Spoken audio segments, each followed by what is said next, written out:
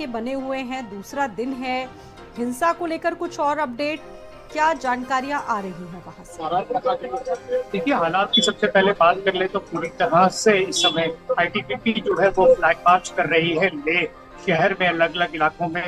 ले की जो पुलिस है और बाकी जो अर्धसैनिक बल है वो भी पूरे हालात को कंट्रोल में किए हुए हैं। सुबह से भी किसी को भी बाहर निकलने की कोई इजाजत नहीं है, यानी कि कोई भी बाहर निकले सिवाय कोई इमरजेंसी सर्विस के, अगर कोई बाहर आता है तो उसे घर के अंदर ही रहना है। दूसरी तरफ कारगिल में भी पूरी तरह से बंद है, कंप्लीट बंद। और विजुअल्स भारत समाचार ने दिखाए जिसमें अनाउंसमेंट पुलिस की जिप्सी कर रही थी कि आप बाहर ना निकले।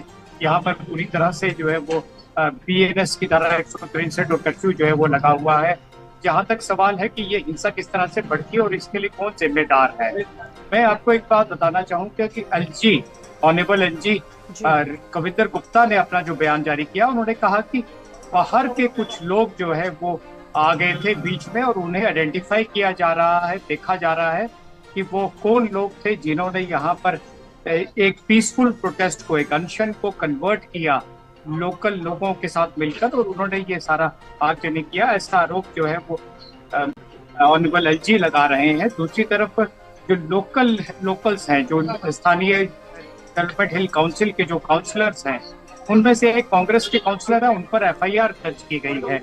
उन पर पुलिस द्वारा आरोप लगाया गया है कि वह जो है वो सिर्फ एमएचए का बयान आता है और सीधा सोनम वांगचुक को उसके लिए जिम्मेदार जरूर इस हिंसा के लिए ठहराया जाता है। लेकिन कहीं ना कहीं पूरी एक किस्म से देखा जा रहा है एडमिनिस्ट्रेशन की तरफ से, क्योंकि सोनम वांगचुक का नाम अगर कभी भी एफआईआर में आएगा तो उसका कितना इफेक्ट होता है वहां पर शांति बनाए रखने में, और ये किस तरह से रोल प्ले करेगा, ये बहुत ज्यादा एक सेंसिटिव मसला हो जाता है। क्योंकि सोनम वांगचुक यहाँ पर एक बहुत बड़ा नाम है। सोनम वांगचुक 5 अगस्त 2019 को जब यूटी बनी थी तब से 5 बार कई दिनों तक अनशन कर चुके हैं, और बीते दिन भी उन्होंने 15 दिनों तक अनशन किया था। कल बीते दिन 15वां दिन था, जिसके बाद हिंसा के बाद उन्होंने अनशन तोड़ दिया था।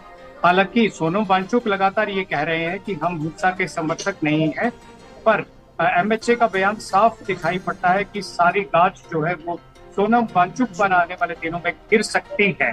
पर सब बड़ी सवाल ये है कि क्या सोनम वांगचुक को इसमें वो इन्वॉल्व करेंगे? पर्दे के सामने उसको लाना बहुत जरूरी हो जाता है। दीपांकर, बहुत शुक्रिया आपका, नजर बना के रखिएगा। फिलहाल बढ़ते आगे, बात करेंगे